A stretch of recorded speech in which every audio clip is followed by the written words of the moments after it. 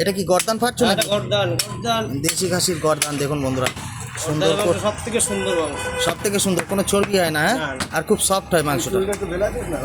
হ্যাঁ দেখুন এই হচ্ছে গর্দানের মাংস, আর এইদিকে দেখুন পিস করে রেখেছে শুধু মাংস। দেখুন একদম দেশি পাকা খাসি, এগুলোকে বলে দেশি পাকা খাসি। মাংসের গঠন দেখেছেন, একদম কালারটা দেখুন ফুটে উঠেছে পুরো। দেখুন কর, এই যে দেখুন গর্দানের মাংসটা একটু সত্যি বন্ধুরা নরম হয় কিন্তু, হ্যাঁ খেতে খুব ভালো। আর এই যে হাড়টা হয় চিবিয়ে খাওয়া যায়, কোনো ব্যাপার না। হ্যাঁ নরম একদম, দেখুন একদম এ ক্লাস মাংস, সুপার সুপার, বাহ দারুণ। দেখুন চকলেট মানে তোলো, ভালোবাসা ফিরিয়ে দিচ্ছ তো?